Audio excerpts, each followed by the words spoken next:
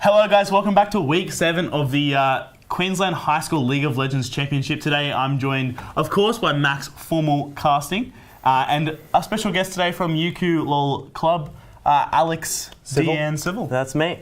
Hello, it's a pleasure to be here. Well, we'll welcome you to the desk. We've got a couple of questions for Alex today regarding his performances in the Open University Championship, which is, I think it's concluding this next following week, right? The finals are being played? Yeah. So how'd you go being in the team there for UC? It was good. We didn't come out with the win because we lost in quarterfinals, but our team was played better than we expected because we came into it, we were like a really young team, very newly brought together. But we just managed to really grip it up in 2-3 weeks, and we just became a competitive side. So that was really nice. And the team environment that we were able to create in such a short amount of time was just phenomenal. So I think something which might need a bit more clarification for those of you who are watching and might not know what the OUC is. Would you be able to explain it in a bit more detail? So pretty much Riot organizes universities to play off against each other. Pretty much just how the high school competition works. You just verse pretty much every weekend, you verse another university and you match up against them, and it's the best squad they offer. And it runs in accordance with Unisport, which is the university sporting thing, so you have rugby and all that stuff alongside with it, and League of Legends is with it, so it's pretty cool that I get to represent UQ playing League of Legends. So. Yeah, it's just another thing that you could be a part of should you decide to come check out universities such as University of Queensland. Griffith University had a team as well that I know did quite well, although I think I would speak for at least myself, UQ. It's a good school. Most definitely. I mean, the coach is the same as the OCS coach, so yes. I mean, obviously UQ, superior team, superior university. That said, though, you did fall a little bit short, and that must have been hard for both yourself and the team. How did you cope with that? The team, we took it hard because we realized we weren't a very good side, so we were kind of going into it, maybe we're going to lose, but we kept winning. And then eventually we're just we can take this entire thing. Our morale got up, and then we finally lost right when it mattered. So it was a really big plummet. But I think the culture that we were able to build, just being friends, everyone liking each other, there's not an odd one out in the group, really just made the loss better. And then we said, oh well, next year we can get him. And then we just had a team celebration watching the MSI. So that was a really good way to unwind, still focusing on LoL and stuff, which was it was a good, I don't know, made friends in a university experience, which is really nice. Yeah. So, but yeah, no, it's definitely tilting, that's for sure. Losing, especially if it's a best of 3, and you just keep losing. You're just we can bring it back next game. Of course, keep them morale up. From my understanding, obviously you were the core member of the team. You were brought everything the star 80 carry player playing around you, of course. So what was it like managing a team? Kind of a different side of esports we haven't really discussed. Yeah, so, something that I really like about esports is that it's not just about playing the game. As you said, you can manage it as well. And when you've got, I'm not very experienced in managing it, but this gave me tons of experience in helping to communicate with players, organizing teams, scheduling, all that stuff, making sure morale is good, which you don't really think about if you're just playing video games every now and again. I really did enjoy it because it was just so much fun picking a team that I felt was really good, that was able to perform best for UQ and all that stuff. So it really was an environment where you could put sort of, I guess, leadership as a quality that would be something pushed to the foremost, as well as an ability to stay composed, how to handle both victories and, in this case, unfortunately, defeats. These are all qualities that you learned through this experience? Yeah. Pretty, I'd say the ability to come together as a team and have your own culture is a huge thing to learn. Because every environment you're going to work in is going to have a different culture, different way you're going to play in. Some teams are more, heads down, thumbs up, or whatever the expression is. The game. Still one of these. So, where you just knuckle in, get really stuck in, and just work. And there's other ones that are a bit more relaxed. But it's about finding your personalities and what mixes and matches. So I was able to find a good, what our team needed as a culture. And what that was we had everyone had their own input. It wasn't someone at the front being the voice box for it all. It was everyone had their input, everyone like shot called in team fights, everyone like reviewed the game afterwards, inputted their opinions, and it was just like really nice. So you don't have this big, bashing of heads. Yeah, of course. I find that interesting, though, and I'm going to apologize to everyone right now. I'm going to be a little bit critical, just going to call you out a little bit. Last week here, like Queensland High School League, we saw a team where all the shot calling was done by one player who was the jungler of Chisholm, and they actually were victorious, and here you came a little short. No, okay. I understand that very much, because as I said, it's all about what your team's best for. And if you've got a star player who knows, he's confident, makes the calls instantly, everyone trusts in him, then that's like really good. And it helps the team, it makes everyone feel better because they know that they belong in a team that suits them. In our situation, we came up short. It was just because of other reasons, not because of the way we structured the team. Which, And also, I understand you're one of the executives of the UQ League of Legends Club. If you don't know, most universities, I know we mentioned Griffith and QUT, of course, have clubs and societies you can join, and most universities at the moment have League of Legends clubs. So obviously, Deanne here is the treasurer, I believe, for the UQ World Cup. So you might give us some insight on what it's like being involved in that kind of life? Yeah, so it's pretty much I just organise, everyone is interested at UQ to come play some League, meet some friends playing League, because, instead of trying to find people in something that you're not interested in, you can make friends playing League, which, is how I made a bunch of friends at uni here. So I'm the treasurer, so I like do all the financial stuff. And I also try and run the Rumble that we do. So like all the players or the students who come to UQ, and we also do like external as well, they get into a Rumble and you just join with a team and play off against everyone else. And I understand you guys are also in the Rumble. Yes. And it's quite a fun experience playing every week and just really just having like a blast playing League. Yeah, just having a laugh with your friends, getting involved, having a couple games is just always great, and especially doing something we love, which is of course League of Legends. Yeah. It's something that I think definitely has helped me just understand the broader things to esports. Yeah. So instead of just playing games day after day, you can go into management, it's teaching me how to manage finances in the club, teaching me, like, again, communicating, organizing people, event management, all that stuff. So it's just like esports can be this bigger thing, apart from just playing games. Yeah, it's like with anything, it's not just the game, right? Whether you're playing rugby or soccer, there's all these different things that go with it, and it's exactly the same with League of Legends as it is to, everything else. I think following on from that, of course, if you want to be involved in clubs and stuff, you don't actually have to be a member at the university either. You can just simply, if you know someone, contact them at your local uni, and it's just a fee, you register, and you're involved in the club, and you can hang out some events and stuff like that. Yeah. We've got a couple of events coming up for UQ. Yeah, we've got the MSI finals viewing party. It is in the Red Room, so it is alcoholic, but of course, like you don't have to be 18 to join. It's just you won't get the alcohol, of course. But yeah, it's just we're expecting 200 people to rock up, just watch MSI finals. Hopefully, who are you calling for making the finals? I don't know actually. I think it would depend. Like I think you reckon Team Liquid? They had a Team Liquid. they had a rocky game. I don't know. I'm so kind of keen to see Rookie Faker. Yeah, but I don't know. It depends who wins the group stage. Cause I feel like China might just pick SKT in semis. And then it'll be like G2 versus the winner of that. Yeah. Well. That would be a bold statement, I feel like, if Invictus Gaming does opt to go after SKT. I like that's a high-risk, high-reward play.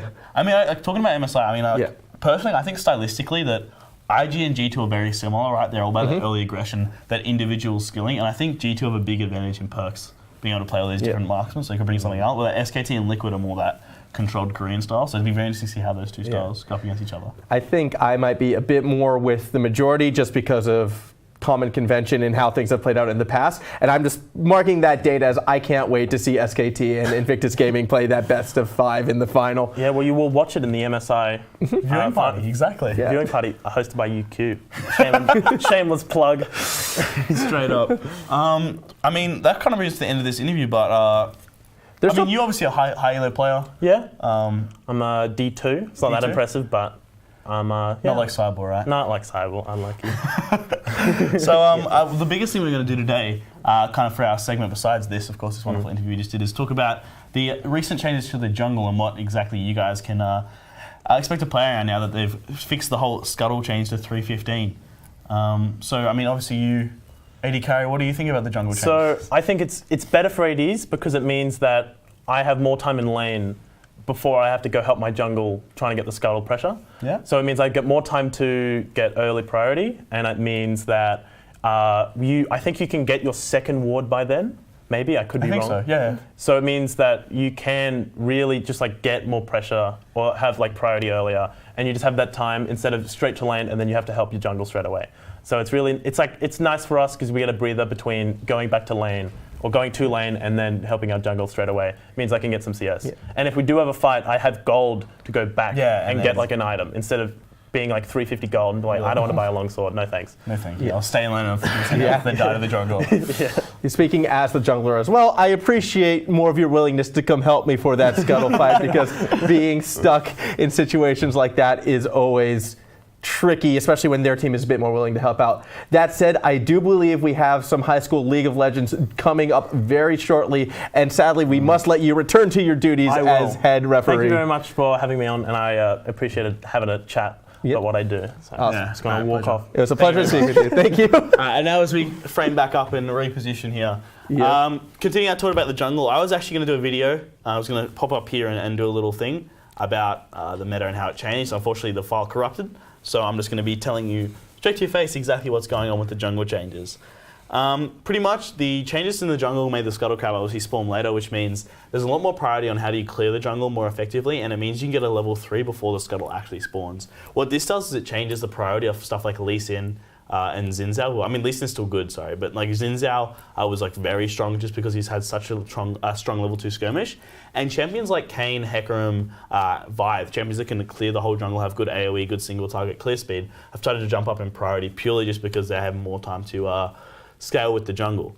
What do you think about the jungle changes as a jungler yourself? As a jungler myself, I was a little hesitant at first just because I had become so accustomed to how the jungle was played, and I really like to make those aggressive, I'm just going to get red buff and I'm going to fight you for that scuttle, and then I'm going to go and gank lane if you haven't confronted me with that.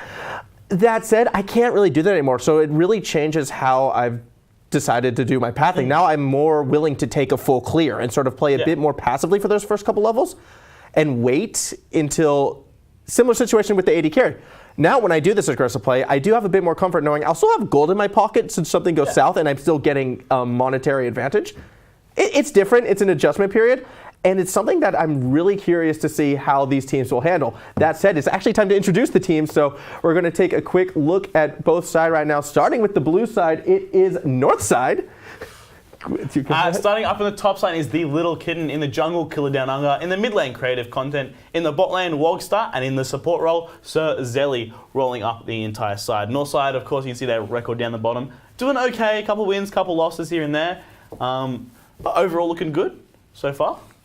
Yeah, that is Northside, and their opponents today on the red side, it is the Mueller One with LoLsFORLiFe taking the top line, ArnavTheGreat in the jungle, ItsParkers in the mid lane, Divine422 in the AD carry position, and Bipu on support.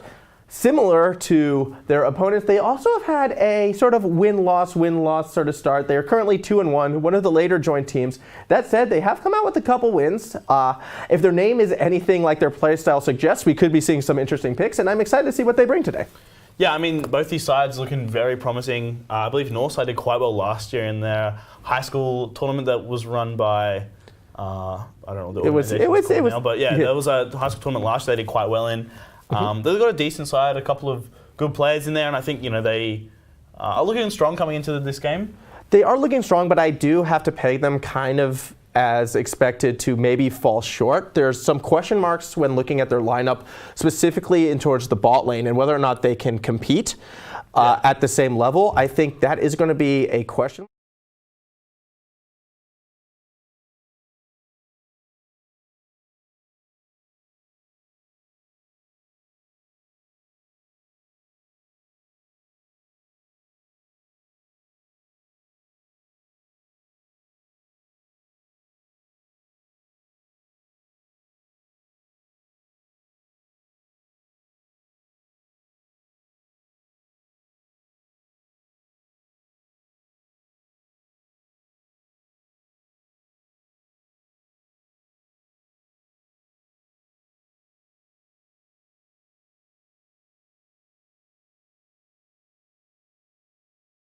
him in. Obviously, that's going to be a one-trick. Hello there. A one-trick ban. And so I think they're obviously targeting a role when they're doing that. Aurelia as well, taking off a very strong champion. Both top and mid lane after those changes now. The passive's quite strong. And Yasuo. Yasuo being banned is an interesting one, taking a look at a lot of these especially players. On blue side as well. Yeah, especially on blue side, but I think it's just because, like, considering the amount of players who actually play Yasuo within this pick and bans, I'm not too surprised to see it taken away. It's just one of those things that you just want to deal with now and as opposed to later. As we see, Hecarim is the last ban, and we are going to be curious where Northside is going to put their priority pick. Jarvan is definitely one I expect to see. Yeah, it's a huge pick. I'm kind of talking about it in my tier list. I have Jarvan as my S tier jungler. Super strong in terms of the laning presence it provides. It's a very strong, obviously able to clear the jungle quite effectively. There's a really strong skirmish early on. The shield as well is helpful when going for ganks. That nice little slow there. And it got, obviously he got nerfed in the last patch, but he's still really strong. I would definitely recommend you pick him up for your solo queue. It looks like Ekko's being locked in. Yeah, Ekko was the next champion locked in for Mueller. A bit of a flex pick. I've seen a lot of Ekko's jungle. I've made a bit of a resurgence recently, but however, I do think mid lane is where that Ekko should be got going. A really nice buff in terms of how quickly he clears away with his passive damage increase, and I think his Q mana get buffed as well. I can't remember exactly, but yeah, Ekko is really strong, and if you can play him effectively and play him really well, he's a great champion to be taking on and using. Lee Sin, Sion, next two lock-ins. Lee Sin, again, really strong jungler if you're actually mechanically adept on the champion. He's just so strong. There's such good dueling, good clear. He's pretty much the ultimate jungle champion he always has been. The only thing that's been holding him back is how good you are at the champion. And then Sion is a great lock-in for the top lane. Super safe, offers decent survivability in the lane, will always give you control. And I'm liking the TF hover. I haven't seen a TF in a while. Yeah, TF is what is going to be locked in for creative content in that mid lane. You would have to assume, unless we're seeing something really crazy out of Northside.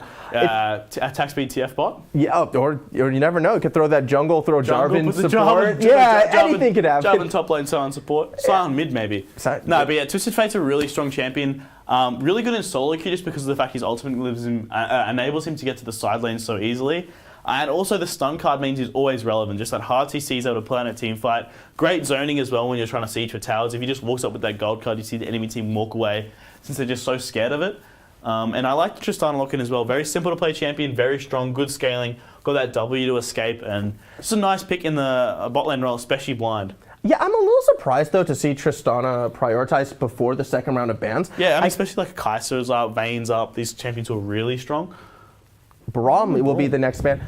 I'm not surprised to see Braum banned away. Braum has actually been one of the strongest supports within this tournament itself, as well as in the current meta. I feel it's always a sort of safe pick. So taking that away might put SirZelli a bit out of comfort. I'm curious how Northside would respond right now. I'd like to see him continue targeting these supports, especially some more of the initiating supports as we see Alistar taken away. Yeah, I mean, it depends on Bipu's champion pool, because I think Braum is, I don't know, the Braum ban on the red side is kind of interesting since they have first pick now after this draft phase comes back. The Braum Tristana lane is really strong, and if they do actually end into opting to give Braum over, Tristana has a rocket jump, of course, to jump away when that stun comes through, so you kind of buffer the CC if Divine's competent enough on AD carry. So, I mean, interesting ban. Definitely, Braum is so strong, always has been. It's just busted champion, to be honest. And Varus taken off the board as well. Seen a bit of that at MSI. Quite a good champion. Yeah, Varus has been one of those champions who has recently come up a lot more. I've been noticing a real trend to much more of the AD carries who like to sit back and just auto away. That's been a rising trend right now, and I feel it's something that Mueller has done a good job in identifying. I'm still not sure I would have taken actually Tristana over the Varus itself. Obviously, it could be something comfort. Yeah, champion pool, stuff like that, right? Yeah. Yeah, I think the Varus is really nice. Just because of the fact you're able to go multiple different ways. We saw TSM run it in a hard poke comp, the lethality Varus. Oh, please don't tell me that's Lux support. It's probably Lux support. It's probably going to be a Lux support, so they're opting for the damage mage support. I mean, Lux support's actually been popping up a little bit. Aftershock on the champion means you're able to survive any poke, and it just gives you a lot more sustain, which is one of Lux's biggest issues with actually so squishy. So the Aftershock, as long as you're able to land your roots, it's a great rune to have on the champion. strong as well. Oh, I like that lane. But That's a nice Morgana lane. was still available, and I do feel Morgana generally is the stronger route with that dark binding than unfortunately what Lux can bring, not to mention you have the black shield. And when you pair it with Misfortune, who can just drop that ultimate and be protected and just shred a lane, not to mention that level 6 combo, because you hit the dark binding, drop the ultimate, they can't escape. It's nearly a kill every time. Yeah, and we finally locked in for SirZelli. I really like the Morgana. Well, I mean, we've been seeing, I think Morgana and Braum have been like the most banned champions at MSI. I think they have like near 100% presence all through the play-ins, which is pretty nice. Using a Zilean hover. Ekko top? Ekko top?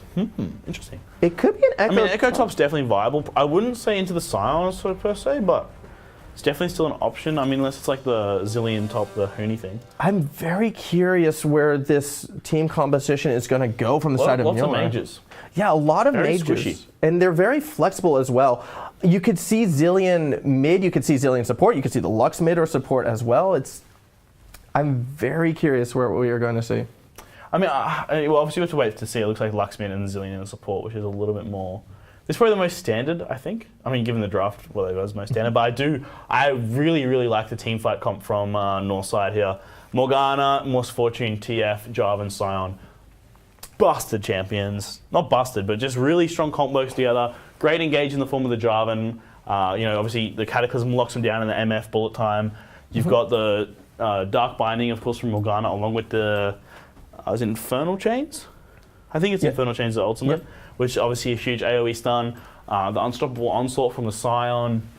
And then TF's gold card. It's just so many abilities able to just lock them down, get good CC, and just take over in the team fights. And I think even though you got like Ekko and Zilean, which is kind of like infinite life, it depends how good this Lee Sin is. If this Lee Sin can execute effectively, get picks on the MF, I think it's definitely decent. But I think Morgana TF Peel is just too much for this MF, and I think she's going to take over the game.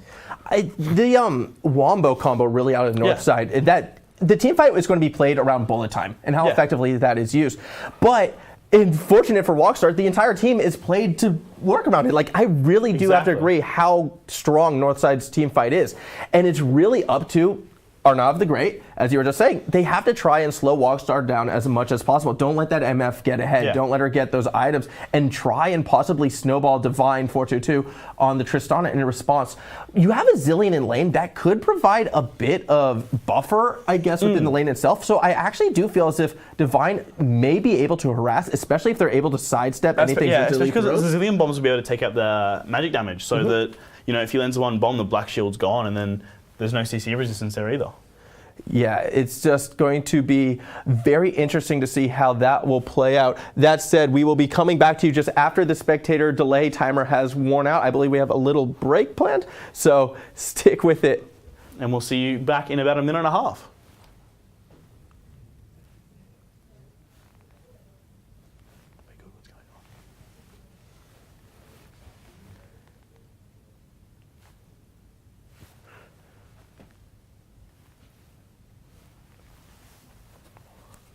Our apologies, sorry, they meant the camera was cutting back to us, not the stream. Sorry for that awkward silence. A little bit mixed up in the communication.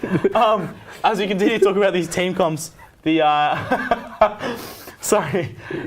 So I think definitely in the bot lane, the Zilean could potentially, they would look for a win condition through there early on. I think once MF gets 6, though, it's pretty hard. I mean, the Tristana, if she can buffer her rocket jump enough, it could be decent, but I just feel like in the mid-game, these team fights with TF and Morgana, there's just too much CC for them to deal with. And I think without taking cleanse, especially on these carries, they could be looking in a little bit of trouble. Yeah, I feel unless Mueller gets a snowball rolling very early in the game, they're going to find themselves behind and unable to really contest any of the major objectives moving on from the mid-game forward, especially if, they hit level 6. And even if they're even, I just like everything about Northside's team fight so much more. Mueller is really going to have to play much more creative, much more faceless, if we're going to throw a little reference to the little house games going on with Riot at the moment. And, they are on the red side. It is the red house. Maybe we could see some fun creative play. Yeah, I mean, look, I'm definitely a member of the council myself. I'm an intellectual, simple.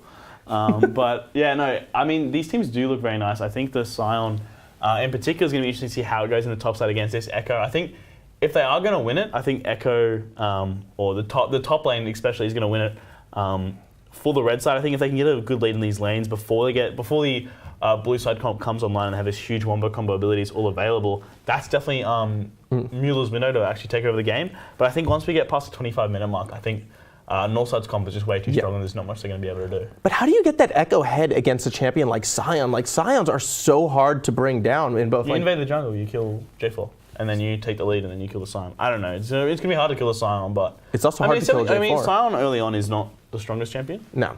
And J4 clears very low mana. So if this Lee Sin can definitely invade...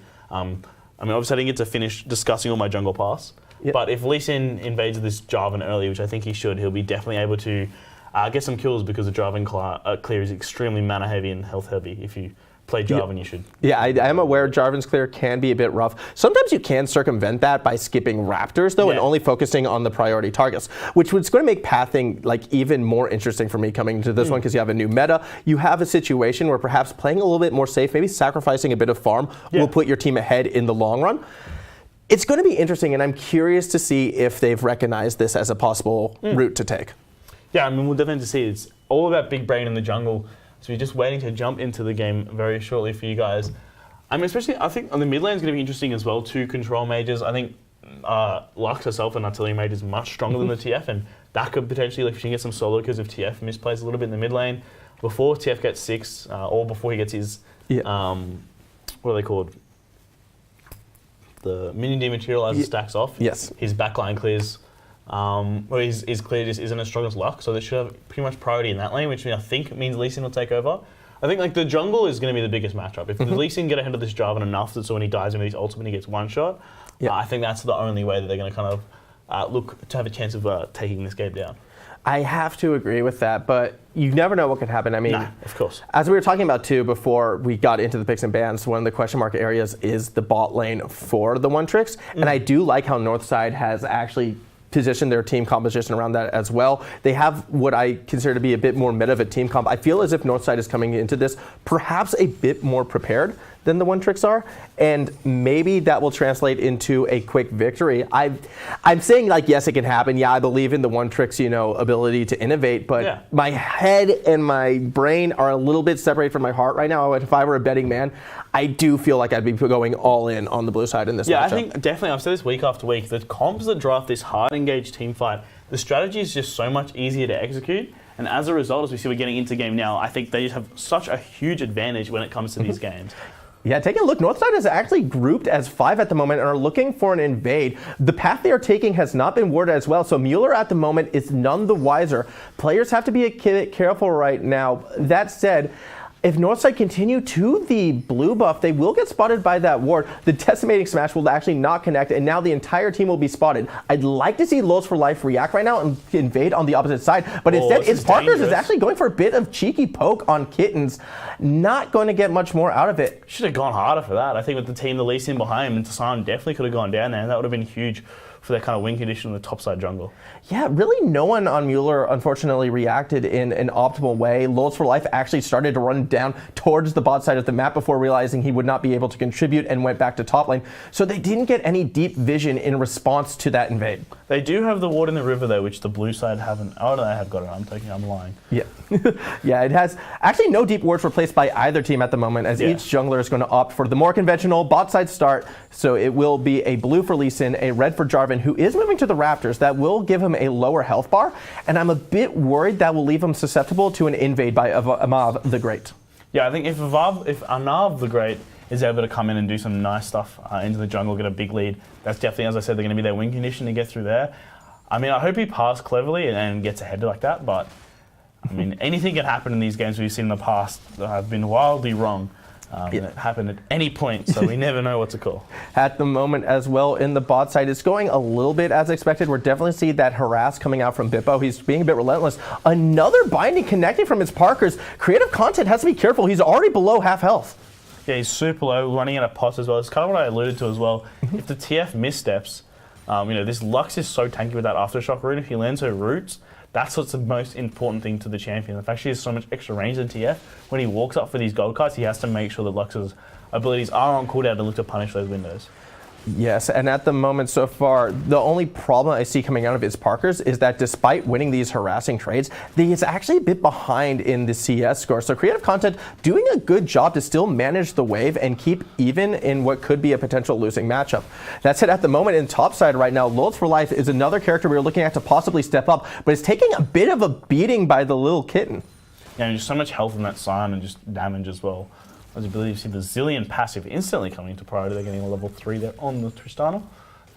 As we cut back to the bot lane as well, the level 3 advantage actually going in favor of Divine. So Mueller has definitely seemed to be doing well. That's a Dark Binding connecting, but the Dark Pool is not in the correct position. So unfortunately, not as much out of that trade as they would like. ThelilKitten, again, continuing to shove in LoLsFORLiFe, who is quite low at the moment. He's just taking so much harass. They're not worrying about the minion aggro, which is you don't think about it, right? In top, especially in the top lane, it's so important about the minion wave. But I think the lane is 85% how you manage the minion wave and 15% how you trade effectively. And I think you got a lot of players forget about how impactful the minions are on these early trades. If you auto the enemy champion just once, get caught, that's so much damage coming down. Oh, that's an aggressive play from Divine. Going in with the rocket jump and the explosive charge, but it's a 2v1 situation with the Dark Bind did hit Bipu. That does mean Divine is going to have to flash out, still alive, but heal and flash burned. Crazy aggressive play. I'm not entirely sure the purpose of that. I love that from Divine, knowing, I mean, the idea was right, the execution, not so much optimal when it wasn't synced up with Bipu. I think if Bipu and Divine were on the same page as Jarvan. Oh, yeah, here comes KillerDownUnder. This should be a kill for the jungler. KillerDownUnder breaking down Divine, getting the first blood of the match as ArnavTheGreat was looking for something in mid lane, is not going to find it. And I have to say, I've been paying attention to the minimap. That's the second failed gank / positioning from Amav, whereas KillerDownUnder, he's sitting 1 for 1. I mean, the Jarvan is so much more easy to execute than the Lee Sin. That's why you kind of pick the champion.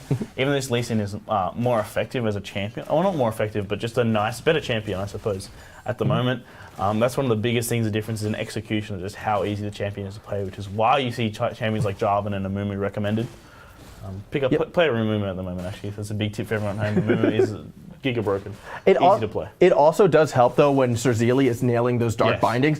I mean, it was served up on a silver platter right there for KillerDownUnder, as LoLsFORLiFe getting quite aggressive after ThelilKitten with no mana and a level below. I'm not sure I am down with this aggressive play. LoLsFORLiFe, he's taking a lot of risks right now, and he hasn't been punished just yet, but I feel as if KillerDownUnder is going to be rotating top soon. He's just taking so many trades in the minion wave and just absorbing all these autos from these minions. It just can't be good taking that much unrivaled harass. Like, look at this, he's just tanking all these minions. That's like 30 damage per shot when you've only got a couple hundred health. That's a lot more damage than what you think. Not to mention, like, I almost feel it's desperation coming out of LoLsFORLiFe and why he's doing that, because he's already nearly 20 CS down. We're under 6 minutes into this game. I don't want to call top lane lost just yet because it's still early, but when you're going up against a Sion who's just going to be consistently scaling, LoLsFORLiFe needs assistance and needs it now. Interesting to see the Sion's gone for a Sheen as well. Is that going to be for Iceborne, or are we going to see something crazy like Triforce Sion? I really hope it's Triforce Dustblade Sion. Come on, give it to me. I want to see it. I want to see the Sion run it down with his ultimate and pop with the Lux. I mean, with the amount of harass that the ThelilKitten has been putting down on LoLsFORLiFe, you can almost see why he might be thinking something crazy like that. If you can snowball this damaged Sion and turn it into like an unstoppable killing machine, I don't know how Mueller handles that. I don't think they can, to be honest. I think they just get... that's the biggest thing in solo. When you play against a Sion mid or like a Nautilus mid, you just don't expect the damage to come out, and then just 2 abilities and you've lost your health and you're going, what is this? How is this allowed to exist? What? That said, I also have to commend the ThelilKitten as well for opting to hold on to the teleport. Dark Binding just missing. That could have been disastrous for Mueller. As I was saying, ThelilKitten held on to the teleport, so they're going to be looking for that level 6 play down bot lane, I think. So keep an eye on this bot lane. Something I believe is happening soon. Yeah, I mean, hopefully SirZelli there. Binding connecting. Yeah, Binding connecting. Bipu's quite low, but Divine is going to choose this to be aggressive. The Black Shield was placed onto Walkster, so he should be fine. Not going to be bogged down as blue buff is given over to ItsParkers. Divine and Bipu down at half health. Zilean is setting up the vision ward right now. I definitely see something happening bot side, but at the moment the action is up top as LoLsFORLiFe is hit with the flag and dragon. The follow-up knockup is there, but KillerDownUnder went a bit too deep. Fairly survives the tower shots as the ThelilKitten misses with the ultimate as well. A couple missteps, and as such, LoLsFORLiFe is able to walk out with his life. I think that Ekko could have killed the Jarvan there if he procced his passive with one more auto before he flashed away. That was very close from KillerDownUnder, unfortunately getting caught in the stun under the tower. One thing, I just realized the Zilean has Grasp of the Undying. interesting keystone on a ranged champion. I think like the biggest issue with his bot lane, I'm actually really liking what Divine's doing. He's really taking control of the zone with these aggressive rocket jumps. He's playing But this is a problem. If you get too aggressive, you could get cut out. Creative content is an easy ultimate and an easy kill. SirZelli connect with the Dark Binding. There will be no escape for Bipu as well. It is 2 kills going over to the bot side of the map. 1 for the mid laner, 1 for the support. As the red team, yes, they secure the Ocean Drake, but they have lost a lot of map control on the bot side of the map. Yeah, I mean, and as I was kind of going to say, especially in this bot side, I think I do like what Divine's doing, but as I was interrupted before, I was going to say he's just not on the same page as Bipu or the rest of his team. I think he's playing overly aggressive when the jungle is not on his side of the map. He's not communicating with the rest of his team, and as a result there, obviously, mid laner had ultimate look for an earlier, and that's why TF is so strong. Gets that easy kill off instantly, gets his, I believe, interesting what he's building. He doesn't look like he's going for the rower at 10 minutes, which is what you generally see to expect out of the TF. I think he might be going for a Lich Bane straight up. I have to bring it back a bit. I have to be a little bit critical, more so of Divine's play right there. I don't feel there was a need for him to get aggressive at that moment. They were securing a water dragon because KillerDownUnder exposed himself top lane. Yeah. There was no need for Divine to put himself in that position. No. They were winning that situation, and he recklessly threw it away. Another Dark Binding connecting onto Bipu right now as Divine once again steps forward. He's really kind of...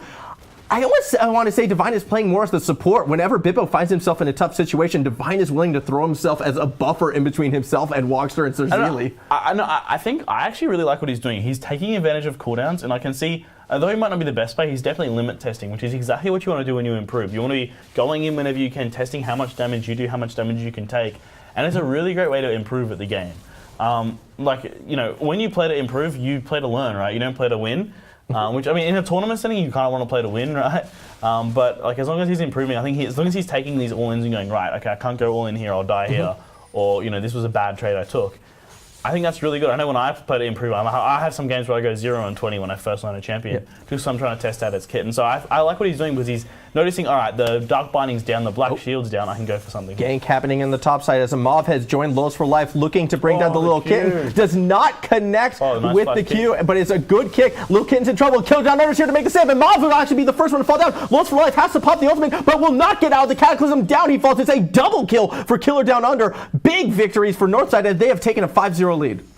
That's absolutely huge for Northside. Oh, looks no. like Lux might be caught out in the river here as well. The TF just so much faster on the roam than this Lux. ItsParkers. The Jarvan's being able to counter gank, and the Ekko way too aggressive, and it looks like ItsParkers. Oh, it's a great double stun. It was a good double stun, and ItsParkers will escape. Meanwhile, Divine once again getting aggressive. Wogster has no support this time around, is forced to flash. SirZelli coming from the river, makes the Dark Binding, and there is the ultimate from Wogster. That is the combo we were talking about. It is a kill secured by the AD carry, and Wogster wants more. Bipu kind of needs to back away, hit by the Dark Binding, won't be able to escape. It's a double kill for Wogster as in the top lane. More action. ThelilKitten being run down by LoLsFORLiFe is forced to flash, but I don't see him get away. All he has to do is hit one more ability. It will go under the tower, but it will not be enough. LoLsFORLiFe securing that kill as we move to a 7-1 advantage. Hey, at least Mueller got on the board. Yeah, there we go. Finally something from Mueller plays off. They're going for all these aggressive plays. Again, it's Tristana going into the right time, but just not on the same page as his support. And unfortunately gets caught out there and falls down once again. I mean, as I said, I'm really liking what Divine's doing. Even though he's 0-3 and down a bit in CS, he's just being active, and I like seeing that out of a player. When your team's falling behind, he's not backing down. He's still going for his aggressive plays, and it makes the game exciting, even though they're down 5k or 6k at 10 minutes. Yeah, they're at least trying to fight, and I do admire the aggression. What is bad, though, is this also can enable a snowball, as ArnavTheGreat was just kind of standing around waiting for his team to collapse, but it was slower in this instance. KillerDownUnder gets an easy kill, and I have to question the shot calling there. Yeah, I just think there's just so much more desync on the Mueller One trick side. The Northside have so much more synergy. They have a great comp as well to play around each other. The J4, the TF, the Morgana, all champions that are easily able to get priority in their roles. And then use that to move around the map. The Sion as well is doing really well on the top side. And as a team together, they're just working very well. Like this Sion's 95 CS at 12 minutes. That's good. It's good. That's all it's good across the board, actually, as Northside are looking at a near 8k differentials. Another catch. This time it is Divine falling to once again KillerDownUnder, and he wants more. Cataclysm dropped onto Bipu. Nowhere to run, nowhere to hide. Creative content gets his second kill of the game and is in the top side. ThelilKitten wants in on this action as well. LoLsFORLiFe is going to try to get away from the decimating smash. It only slows, it does not knock up, but it should be enough to push ThelilKitten back as LoLsFORLiFe is going to hide under the safety of the tower. Yeah, Yeah, this is huge now. Tower plating going into the MF. MF so far ahead now, 2-0-3, first items completed. Looks like the Lunen's going to come through first item for TF. Interesting build, I haven't really seen that before, but I mean, at this point, the Northside are really, really far ahead. Obviously, 10-1 in 12 minutes. Bounties on the carries, 5-0 on the driving. Got the Cinderhulk as well. He's going to be unkillable. He's going to be so far ahead. I think this is going to be very difficult for Mueller to come back into this game now that this teamfight comp's online.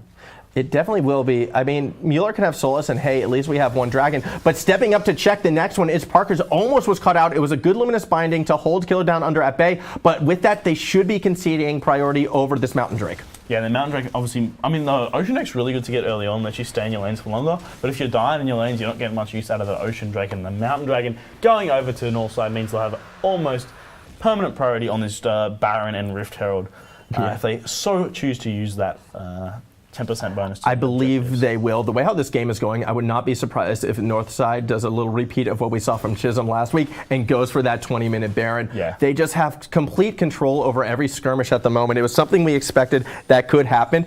To be honest, it's actually happening a little bit faster than I thought it would. Mueller has to kind of try and slow down this tempo and maybe find a pick or two for themselves. Yeah, I think Mueller here, I've really got to, I mean, it is hard when they're this far down items and stuff. I think ItsParker here, 0-0-0 on the Lux, still trying to keep up even in farm. He's going to be maybe their, shining light. He's been landing those light bindings, pretty much every time, getting two main roots or at least one man every time, proccing out Aftershock. I think he's potentially someone who could look for something big. You see the bot lane kind of just sitting under tower, playing safe. Speaking of the bot lane, I actually have to be a little bit critical right now of Bipu's build. That said, we're going to put this on hold as we have a fight going between ThelilKitten and LoLsFORLiFe. LoLsFORLiFe, again, coming out worse for wear in that bit of exchange, and as a result, it appears that KillerDownUnder and Creative Content are going to be looking to secure SirZelli for Northside. But yeah, taking a look at Bipu's build right now, no support item, which means no vision is really going to be coming out for Mueller One Tricks. ArnavTheGreat went in a bit too deep. Cataclysm connects with 2. This should be a double kill. Amav is going back in on no health. They only get 1 as ItsParkers is going to run for his life. Creative Content, it's going to drop the ultimate. That yellow card is ready. The binding, it's flashed over. What a play by Creative Content to secure the kill. LoLsFORLiFe has showed up a bit too late. Even though he's going to drop the ignite, it won't be nearly enough damage to bring Creative Content down. As LoLsFORLiFe is retreating back to the mid lane, he should get run down. It will take a flag and drag to hold him in place, but instead Northside opts not to go for the kill this time because they want to secure that scuttle, that giant scuttle, I should say. Yeah, and Northside is so far ahead. The big scuttle in the pit, the Rift Herald there, should almost certainly be going on. Unfortunately, didn't get the tower thing. They're dark finding. It is the combo, but Bipu mostly survives, was opting just to stand there and take it. I think Bipu had given up on life. Ultimate was available, so was Flash. There was a lot of escape tools, opted not to be used. I'm not sure Scott would have done much in that instance, but yeah, Bipu dies with everything available. Yeah, I think very easy to just put the perfect timing. Oh, is it perfect time? No, it's Chrono Shift. Chrono Shift. That's is it Chrono Shift or Chrono Break? Chrono Break is Ekko. Yeah, so Chrono Shift. They're both in the same game, right? The time champions are in together. Yep. I got confused. Yes, the Chrono Shift, of course, very good. On the Zilean, they're keeping players alive. Divine's got to be careful. That tower's not long for the world. It falls. The first tower going in favor of Northside. Not too so much of a surprise at this stage of the game when we are under 17 minutes in and already a 10k advantage that looks to just be growing and growing and growing. I mean, especially given the comp they've got is almost insurmountable here for Mueller One Tricks. Only a matter of time before Northside's kind of finally start taking out this game. I mean, there's still hope, right? This Lux only gone down once. I mean, like, if this Lux and Lee Sin can start teaming up... wait, Lee Sin's gone for the Cinderhulk as well. Yep. Okay, no, they could be doomed. It's going to be difficult, but I feel they are thinking Amav needs to be able to survive long enough to set something up to maybe help Divine and ItsParkers get something. I'm not giving up on Divine just yet, only because a 2 or 3 item Tristana can still do damage, but they have to get to that stage of the game. Yeah, they have to get to that game, they have to enable her, and I mean... Like, it's not all over, right?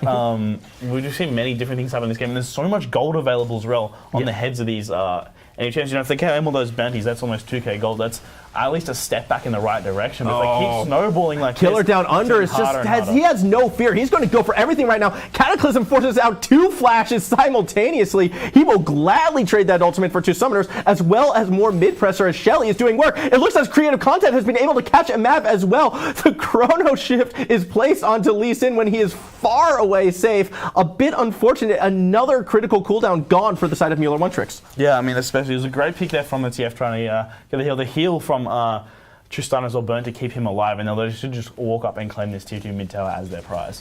They should for sure. That damage, there's the help of the Mountain Drake just enabling a faster fall, and Mueller can't do much to stop this right now. They need to find some way back into this game. They have to bring down either KillerDownUnder or even Creative Content or Walkstar. Hey, 350 bounties are nothing to scoff at, No, but they need to not. get something. I mean, I'm really liking this TS play. Obviously, the early landing was quite poor. In terms of, well, not poor per se, but he got poked out quite a bit, was able to recover, get to his level 6 power spike, realize what his win condition for the lane was, and get these roams down to the bot lane and really start snowballing this MF far ahead now. And I think, just this global pressure he gives that ultimate makes him so scared around these objectives. I don't feel as if Northside is really going to be afraid of a TP 3v4 fight. Here comes the teleport as well. Already, Walkstar has picked up 1 kill. A massive ultimate connects with everyone. However, it is Morgana who falls to the hands of Bipu. This could be Divine's opening. He's trying to get damage down, but he is too squishy at this stage, and KillerDownUnder picks up yet another kill. It's Parker and LoADOUT are running for the hills, but Parker will fall as LoADOUT actually re-engages before giving over the ace to the LoLQHS. That is going to be a Cloud Drake for Northside, and this game has just been blown completely open. Yeah, I mean, you could see the potential of that comp there. It was a fantastic bullet time from Walkstar. The LoLQHS teleporting to get a great unstoppable onslaught as well, keeping those carries alive. The only one that goes down is SirZelli, who obviously came in with a great infernal chains there to stun up multiple members, which set up for the Sion ultimate. The CC chains from these players are just so intense, and there's nothing you can do when you're just permanently locked down against this free-firing MF. Just to sit there and just pop that ultimate and just absolutely shred through all these health bars with the Yomu's Ghostblade completed now as well. I mean, it was the team that we said had the stronger team fight, executing a stronger team fight. Yeah, perfect execution of the comp they've drafted for themselves. They have lost a couple kills here and there, but 18-2 is almost a flawless game in my books. They're looking so strong here in Northside, and when this Baron comes up, I think it's going to be very difficult for Mueller One to even put up a fight. This could be a very quick, short game. I think something that Mueller One should be taking away from instances like that team fight is when to cut your losses and retreat. Yeah. LoLsFORLiFe, I feel, had a chance to possibly escape, but opted to go back in, and that is what gave up the ace, and that is what gave up complete map pressure. Yes, it's doubtful him escaping would turn the complete tides of this game, but it's little things like that that can improve their team fight as a whole. Yeah, exactly. As ArnavTheGreat caught by the Cataclysm, good ult to kick him out, as well as the Chrono Shift coming from Zilean, but that's only going to buy a little bit of time. Nope, a smart ward hop, and Mob will escape with his life this time around. Yeah, there we go. Elysian hopping out. With that one escape, that's another 250 gold that could be going over, but doesn't because he stays alive. Well, 300 gold, so he's going to reset because they killed Morgana in the last team fight. But KillerDownUnder still wants it. He's going to chase a map down. Nowhere to go, but a good save. Divine with the excellent placement keeps his jungler alive, and Northside just let one slip through their fingers. I mean, for a Stomp, this is still a very exciting game. It's still really close between both these sides. A little bit more like cat and mouse, but it's still very entertaining. I think this game is, it's been a fun cast so far, 20 minutes into the game. I mean, I think there's a lot of stuff that Mueller can take away from this game. I think they've definitely been, I was very happy with Divine's lane phase. He was, pushing, I think, with Bipu, I guess a little bit more on the same page. There's a lot we can do. Obviously, I should point out, Bipu is only a level 11. He's very, very new to League of Legends, and I think, his performance hasn't, obviously no support items, stuff like that is little things that you can obviously improve on. Just look for a bit of a Fnatic brush here from Northside, obviously baiting around the Baron. I really like this macro. This is very smart. This is super smart, and who will be the one to take the bait? Mob and his Parkers are going around the top side, but it is warded, and here comes the entirety of Northside. Jarvan leading the charge of KillerDownUnder, helps Walkstar get one, but a blasting cone escape for a Mob means only one of the two poor jungle explorers go down. That said, it will be a Baron, and it could be more, actually. They're actually looking to siege topside instead. I almost feel as if Northside don't even need Baron to end this game. I think I do, but I think the Baron just ends it immediately once they go for this. They're already super far ahead. I think they Baron, reset, come back out on the map, get your waves pushed up, and then just come through and quickly sweep out through the Nexus 25-minute victory. There is something to be said from Northside. Yes, they are winning this game on all fronts, so it is safe to assume they're going to be taking this one home. Yeah. They already have that 16-game gold lead. But it is good to see that they are playing objectives. They are looking to end the game. They are playing as a team in this, and they're showcasing why they were a finalist team last year. Yeah. They know what they are doing. They're playing. I'm very, very impressed by the way they're playing. I think creative content's been very strong, even though his early landing was quite poor, as I said. I think LoLQHS looked really good, and KillerDownUnder has been in the right place at the right time this entire game. You know, almost 100% kill participation, which is very impressive from the Jarvan. As I said, always being in the right place at the right time. You've got a great build as well. Understand what his win conditions are for this team. He's not going the full AD Jarvan and get popped. He's jumping in, he's staying alive, he's being that core engage his team needs. And he's also facilitating the rest of his team and allowing them to pull off their roles. I think, you know, this obviously the MF, like, it's just a great comp they've drafted, and their execution's been great. You know, it's one thing to draft a good team competition, and it's another thing to execute on it. And I think Northside is doing that very effectively. As they are looking to secure themselves a Baron right now. That said, ArnavTheGreat is trying to position himself for a steal. Huge if you get a steal. If he gets a steal, it could delay the game. I'm not going to say it'll be enough to win it, but hey, anything can happen. But they still need to go for it. Divine's getting damage over the wall. Here comes the attack, and it's stolen by the ItsParkers with the ultimate, and Mueller runs for the hills. Yes, they lose a Mav, but they pick up something greater with that Baron buff. The question is, what can they do with it? They have a chance now. There is still hope on this red side. That's huge there from ItsParker. The what's it called? The ultimate. Why have I forgotten the name of Lux ultimate? It's the giant magical rainbow laser. The huge laser comes through, steals the big purple worm away from Northside. Northside's still obviously strong on a look to come through, but this Baron buff's going to be able to prolong the game and hopefully let Mueller, catch up on these items, get this Tristana for 2 items, and then see what. Oh my gosh! Poor Bipu stepped a little too far forward, and the flag and drag led through a kill for the LoLQHS. It is now a 4v5 situation, but it does appear as if Northside is going to retreat for now. They're a bit trepid in trying to end it with those Baron empowered minions, perhaps. Baron just keeping them off. That was a huge steal from ItsParker. Huge steal. And I like that Muellers are still fighting. Exactly. They're not just rolling over. They're still saying, look, we're still in this game. Sure, we're 15 key down in 25 minutes, but we're here and we're going to try our absolute hardest until this game goes off. Very imminent of the... What's the clan? The Green Clan. Unity or something. Unity, the clan Unity. That's what I'm calling him for now. It is the Green Clan. Your house, MSI. That actually is what my house is, as a mob is going into a 1v5. That's a bit ambitious. LoLQHS gets that one. Cataclysm gets 3, forcing flashes. Here comes the bullet time. That is just going to be an easy double kill for Rockstar, and that should lead to the end of the game. That said, it almost as if looking like Northside is going to recall and reset, or perhaps they're just buying time for that next minion wave. All they have to do is get through LoLsFORLiFe and Bipu, and they should be able to put this one away. 20-second cooldown, so you can wait for this mid lane to kind of shove in before they go for it. I think this Baron buff is still saving them. It's only on LoLsFORLiFe, so if they can take him down, it means there'll be no more flag and drag connects, and here comes the rest of the team. LoLsFORLiFe has to get away from this one, as the inhibitor will be taken by the rest of the team. LoLsFORLiFe escaped for now, but there's nothing protecting the second inhibitor to fall. Death Timers are coming back, so I believe Northside will be pushed back, at least for now. All they need to do is buy some items, take it down either bot side or perhaps one of the exposed lanes, and just end this one. One last final push here for Northside should end the game, but means Mueller One have one last hope. Tristana potentially could get another crit item in if maybe she can get a static shift on or whatever she's building towards. Phantom Dancer is probably optimal here. Could potentially take a huge team fight. Obviously 0-6 versus 7-0, 2 items down. It's never really gonna. It's very hard to, but he pulls out some reckless. Gets a challenger to come and play, and could be potentially decent. I'm just worried that there's not enough support around Divine in order to help initiate him in an extended team fight at the moment. Another Drake's not going to help either. No, another Mountain Drake is just going to put more pressure onto the Mueller One tricks as the siege will restart. SirZelli able to catch out a Mav, trying to find his way in. KillerDownUnder, I don't think wants another blemish on this game. He's already let one major objective slip through his fingers. I doubt he's going to let that happen again with this Mountain Drake, as it is secured for Northside. I expect them to group as 5 right now. It appears they are looking to siege the bot half of the map. They're going for a complete victory. I really like this macro from Northside. As one thing you see in solo queue, you get one inhib down and the rest of the team just starts funneling down that one lane and they just get killed over and over and the game stalls out. What you want to do is let your supers siege, because that is pretty much a champion, right? 2,000 health on each of those minions.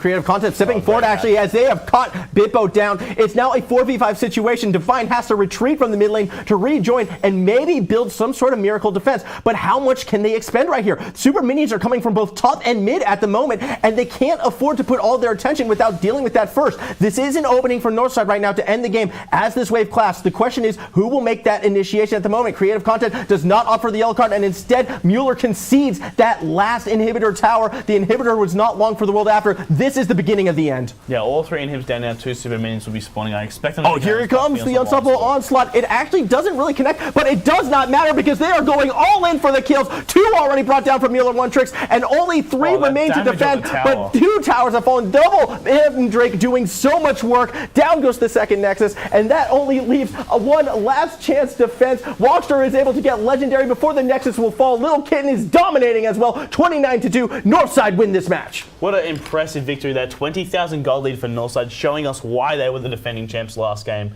or last time.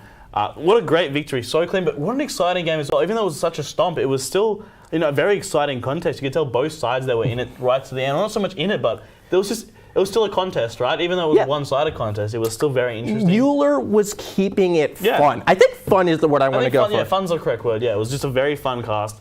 And I think, there's great things to take from both sides. I really like Northside was so clean in how they ended that game. I was very impressed by their macro and their ability to play the map. Yep. Obviously getting ahead in those lanes helps when you have a 15k goal lead at 10 minutes. That obviously helps quite a lot. But I think, the way they execute around Baron, they look for those baits in the brushes. Yes. That's very clean, that's very smart, and I haven't really seen any teams so far in the high school tournament do that. And so, seeing going forward, I'm very, very excited to see how they go. Something I want to bring up is the only other team I've seen kind of dominate at this level. Actually, we're going all the way back to week 1 because that was a similar game with the SPCC Colors, who are of course undefeated at the top of the ladder. Undefeated, top of the ladder, and the defending champs. And this was the team that came in second place. So it's I think relevant to compare these because each of these were games that were very one-sided, like that we've seen from them. But I like what Northside did a bit more. I feel they were taking the game a bit more seriously. As they were looking to close it out, they took objective after objective after objective. They showed respect to their opponents and not enabling them to get any foothold. Exactly. Yes, there was that Baron steal. Yeah. That was a slip-up. But as a whole, I feel they just played such a clean game, and I'm excited to see what they can do moving forward. You get scared of the Baron. When you're playing and the Baron goes home and goes, oh no, flame the jungle or whatever, right? But they're like, okay, it's fine. We lost the Baron, but we're still 10k ahead. We can still force these lanes down, and they still got an inhibitor off that, right? Yeah.